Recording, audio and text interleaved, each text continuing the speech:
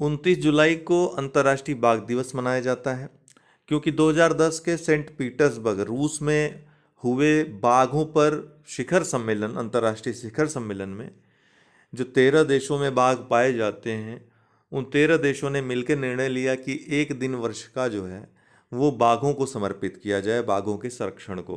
तो 29 जुलाई को तय किया गया कि अंतर्राष्ट्रीय बाघ दिवस के रूप में मनाया जाएगा। इसके बाद संयुक्त राष्ट्र की महासभा ने भी इसको स्वीकार किया और घोषित किया कि 29 जुलाई को प्रतिवर्ष अंतर्राष्ट्रीय बाघ दिवस के रूप में मनाया जाएगा। 2011 से ये प्रथा शुरू हुई अंतर्राष्ट्रीय बाघ दिवस मनाने की। भूटान, अच्छा, इसी सम्मेलन में, सेंट पीटर्सबर्ग सम्मेलन में ही जो 13 देश थे, इन्होंने, जहाँ बाघ पाए जाते हैं, इन्होंने प्रतिज्ञा ली थी, लक्ष्य निर्धारित किया था कि 2022 तक बाघों की संख्या को उस समय से दोगुना करेंगे। भारत ने 4 वर्ष पहले अर्थात 2018 में ही बाघों की संख्या दोगुनी कर ली थी।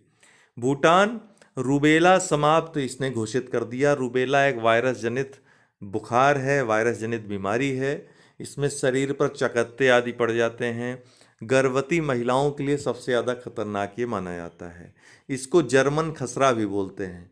याद रखिएगा कि वायरस जनित बीमारी है। भूटान ने अभी हाल ही में रूबेला को समाप्त घोषित किया, जिसे विश्व स्वास्थ्य संगठन ने मान्यता दी।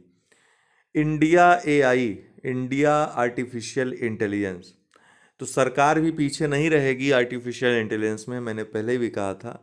तो इलेक्ट्रॉनिक व सूचना प्रौद्योगिकी मंत्रालय, राष्ट्रीय ई गवर्नेंस डिवीज़न और नासकॉम का ये संयुक्त उद्यम है। भारत में आर्टिफिशियल इंटेलिजेंस आधारित जो विकास पद्धतियां हैं उनको बढ़ावा देने के लिए, लोगों को प्रेरित करने के लिए और प्रोत्साहन देने के लिए। बेंगलुरु कर्नाटक की राजधानी है।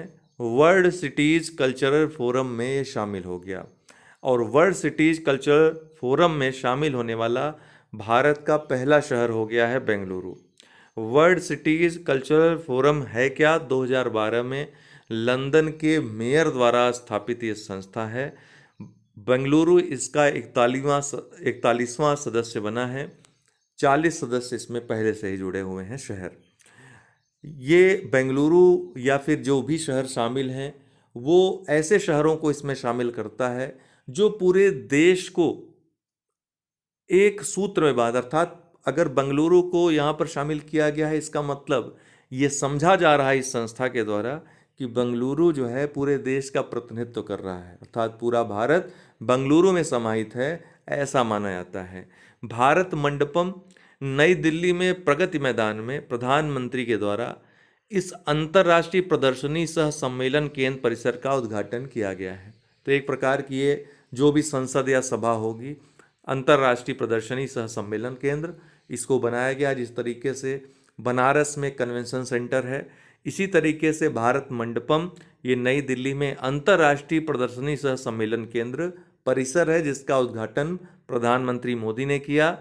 यह जो भारत मंडपम है, भगवान बसवेश्वर की अनुभव मंडप की अवधारणा से प्रेरित है। अनुभव मंडप ये सब भारत की सबसे प्राचीनतम संसदों में से एक मानी जाती है, जहाँ पे सभाएं होती थीं, विद्वान जनों की सभाएं होती थी, अतिथि गणों की सभाएं होती थी, ठीक है, जनसभाएं भी होती थी।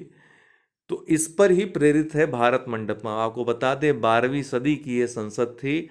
अनुभव मंडप इसको, या अनुभव मंताप कहा जाता था। भगवान बसवेश्वर उस समय प्रधानमंत्री हुआ करते थे और प्रभुदेवा राष्ट्रपति हुआ करते थे। तो ये भी ध्यान रखिएगा, भारत मंडपम से प्रश्न आ सकता है।